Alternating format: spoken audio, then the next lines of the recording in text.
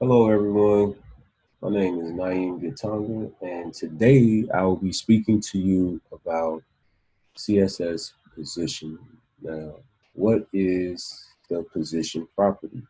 The position property, and I'm reading this to you from W3 Schools, it specifies the type of positioning method used for an element. Now, if that doesn't make much sense, don't worry, it will after we go through this little presentation that I have for you. So the position property, it has 5 different values that it could be. They are as follows: static, relative, fixed, absolute, and sticky. Now, some of those names may make sense automatically, but the others won't. So let's go ahead and go through those. First, let's take a look at what I've created for us. I have 4 different divs, one wrapper, which is a parent. Excuse me, I have 5 different divs, one wrapper, which is a parent, and the parent has 4 children, box A, B, C, and D.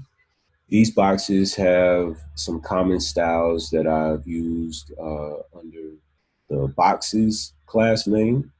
And they also have an ID, and I use the ID to specify the box's background. So let's take this purple box, for instance. And this part, when I scroll through, let's get rid of that, go back to the purple box. As we can see, we don't have any position property specified on our style sheets. But if we were to click this button, show all, and these are all of the default styles. If we were to scroll down to position, we will see that position static is already highlighted for us. It is the default. So that is going to be true of all HTML elements until we actually go in and set that style to something different. It will automatically have a position of static. And static only means that it will hold the normal flow of the document. So the normal flow for this div element is to be block level, and they will go one on top of the other. That is the normal flow. So let's go ahead and let's do something to disrupt that. Let's take it out of the normal flow. Now, if we wanted to remove it from the normal flow, we could do it by 2 ways. Or one way, excuse me. We do that with the absolute property. So let's go ahead and make this position absolute. A, B, so there it is right there. So now we can see, let's scroll up in our box. We can see that it's no longer moving. It's not part of the normal flow of the document. We're trying to scroll. All of the other elements, the other boxes are scrolling, and it's kind of just sitting on top of the other boxes. That's because it is positioned relative to the body.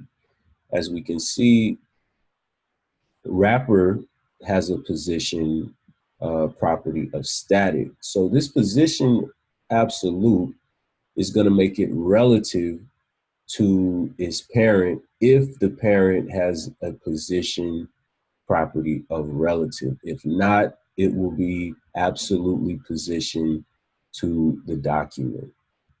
Does that make sense? All right, good.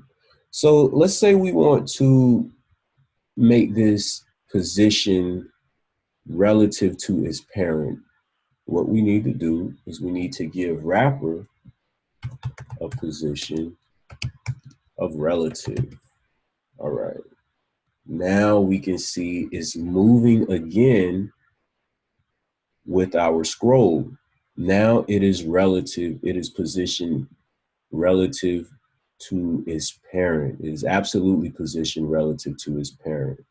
So let's, since we've kind of added it back to the flow, we've Let's move it so we can see our other boxes. Let's give this a right. Let's give the purple box a right of 0. Now it's still, and when I say it, I mean the purple box, it still has its margin, and if we scroll, it's gonna move once again with the other elements. This is now absolutely positioned relative to its parent, the purple box is. All right? Does that make sense? Pretty cool, huh? Great. So now let's jump down. Let's take a look at our, let's say, our blue box.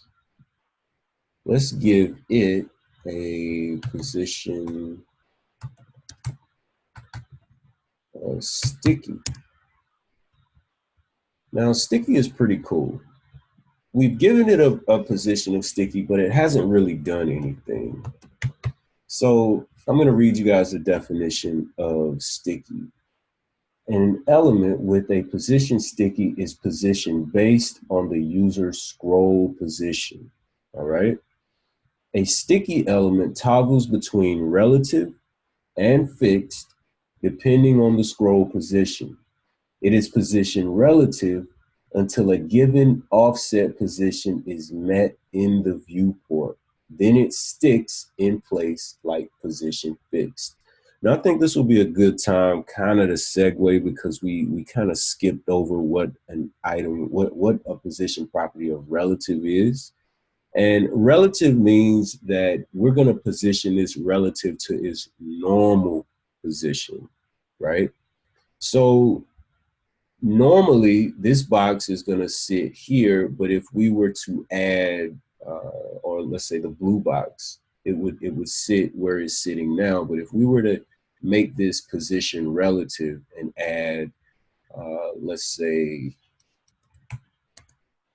a top of 200 pixels, that's a drastic change, then it's going to be pushed down because now it's 200 pixels, excuse me, relative to its normal position, which is up here above the green box. Does that make sense? All right, cool. So let's go back and let's change this. We'll change it back to sticky. And let's say we'll have a top of 0 because what we read before said that depending on our scroll, this box is either going to be positioned relative or fixed. So let's see if it sticks up at the top. It looks like it's sticking. It's sticking, guys. And we can see that because the green box is being hidden behind it, while the purple box is going up and off the screen as well. So we have positioned this sticky, so it's relative. Its normal position is 0.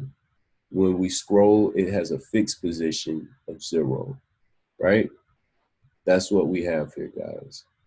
All right, cool. So that is the position sticky. And let's move on to the green box. Green box. So now we spoke briefly about relative, position relative. So we know that if we give this box either top, left, bottom, or right, then that is gonna be relative to its normal position. So while it's still in the flow of the document, let's give it a right of, I don't know, 50 pixels. So it moved over, right? It moved over 50 pixels relative to its normal position to the right. You guys see that? So it's kind of backwards the way it sounds. You would think that it would move 50 pixels to the right, but it actually pushed the box to the left. But let's say we wanted to change, let's go back. Let's say we wanted to change that right to left. We get it to move 50 pixels relative to the left, and it actually has the effect of moving it to the right. So Cool. We see how that's working. Up, but here's something else. If we pay attention, while setting this to a relative position, it is now over the blue box. Remember before, the blue box had a fixed position and it was actually hiding the green box. We noticed that by giving the green box a relative position, that it is actually on top of the blue box. That's pretty cool. All right. So one last thing, we have our red box. Now the last position we have yet to cover, or we did cover it a little bit with sticky, but it's fixed. So if we give this a position of fixed, now we can see we have taken this out of the flow, or at least it looks like it has. All right. So a position fixed, I'm going to read the definition to you guys.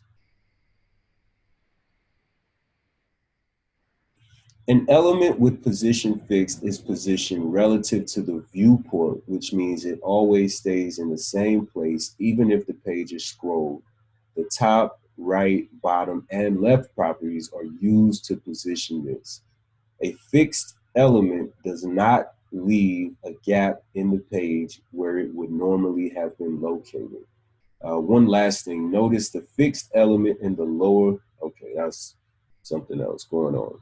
So as we can see, this element, whoa,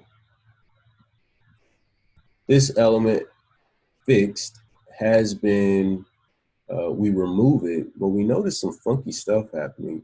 It is actually disrupting a couple of our other properties. And let's move, I'm not sure why, but let's say we give it some top. Let's see what happens. The top of 0. So now it's back up at the top. And the reason it has disrupted our overflow is because now there's nothing overflowing. Everything has been moved from its normal position. So it's either relative or it's being positioned absolutely, whether we're using sticky or whether we're using fixed or the absolute property. We have now just disrupted the flow. We have moved things around. So there's really nothing overflowing now.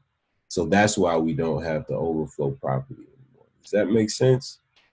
And the overflow property is what would give us that scroll bar.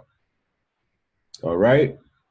So a quick recap. What is the position property? The position property will specify the type of positioning method used for an element. There are how many values? 5. What are they? The default, which is static, relative, fixed, absolute, and sticky. And we can go through each one of these to move elements wherever we want on the page. We can also use them to have such certain behaviors, such as the sticky, so that when conditions are met, they can either be fixed, position fixed, or relative to where we want them to be. Any questions? All right, good. Thank you guys for listening, and that has been CSS Positioning.